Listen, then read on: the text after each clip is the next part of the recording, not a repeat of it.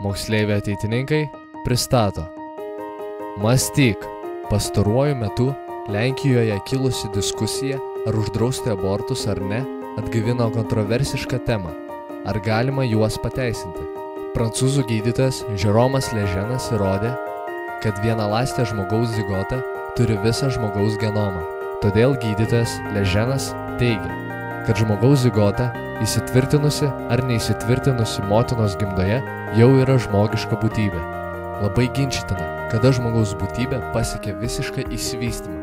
Tai yra, kada tampa brandžiu asmeniu. Bandydami tai nustatyti, neišvengiame subjektyvaus vertinimo. Biologiniu požiūriu tai įvyksta tarp 12 ir 24 metų. Laikantis tokio požiūrio, bet koks žmogus, kuris nėra visiškai išsivystęs arba brandus, nebūtų traktuojamas kaip asmuo. Iš tiesų, asmens požymis turi būti žmogiškosios būtybės potencialas, gebėjimas išsivystyti, pasiekti brandą. Vertinant žmogų pagal jo gebėjimus ar išsivystymo lygį, rizikuojama jį sumenkinti. Taip pat, visi žmonės turi neatimamas prigimtinės teisės gyventi, būti laisviems ir turėti nuosavybę. Jokia valdžia šių teisių nesuteikia ir jokia valdžia negali jų atimti. Pranciškus Sforezas pabrėžė, kad prigimtinės teisės žmogus turi jau vien dėl to, kad jis egzistuoja. Valstybė negali iš žmogaus atimti jo prigimtinių teisių teismo sprendimu, konstitucijos nuostatomis ar daugumos balsavimu. Fundamentalesnė teisė yra ta, be kurios negalėtų egzistuoti kita. Jei kyla prieštaravimas, turime spręsti jį fundamentalesnės teisės naudai.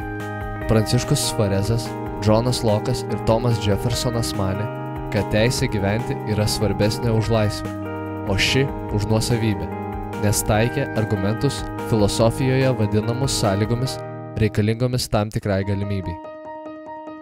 Teisė gyventi yra būtina, kad žmogus turėtų teisę į laisvę. Pavyzdžiui, jei svarstoma, ką pasirinkti, negimusio kūdikio teisė gyventi ar moters teisė į laisvę, reikia laikyti, kad kūdikio teisė gyventi yra svarbesnė už moters teisę į laisvę.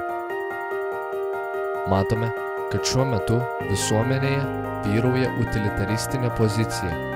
Visada turime rinktis tai, kas maksimalizuoja malonumo balansą prieš kančią visiems nustatytos situacijos dalyviams. Taigi klausime, ar abortas nusvertų malonumo pusėn? Jei taip, abortas yra geriausia išeitis, nes leidžia vienišai motinai išvengti patyčių, neužkerta kelią jos edukacijai ar karjerai, neveda prie finansų stokos ar panašiai.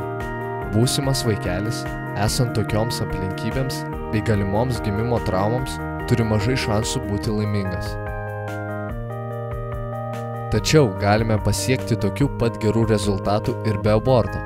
Tai reikia visuomenės paramos nukentėjusiems moterims, skurdžioms šeimoms, geresnės įvaikinimo politikos ir finansinės pašalpos.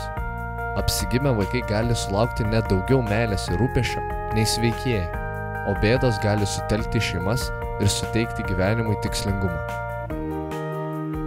Tuo tarpu, abortai žaloja moteris fiziškai ir psichologiškai, toliau skleidžia visuomenėje nepagarbą žmogaus gyvybei, juo labiau, kad negalime tiksliai žinoti, kaip būtų gimus vaikui. Mes manome, kad aborto atveju reikia vadovautis auksinė taisyklė. Elkis su kitais taip, kaip nori, kad su tavim elgtųsi. Toks aukso taisyklės taikymas dar negimusio žmogaus atžvilgiu atrodo visiškai prasmingas ir pateisinamas. Nors netikėtas nėštumas gali sukelti daug problemų, gyvybė yra brangi dovana, kurią turime saugoti. Mums įdomi ir tavo nuomonė. Rašyk komentaruose, ką manai.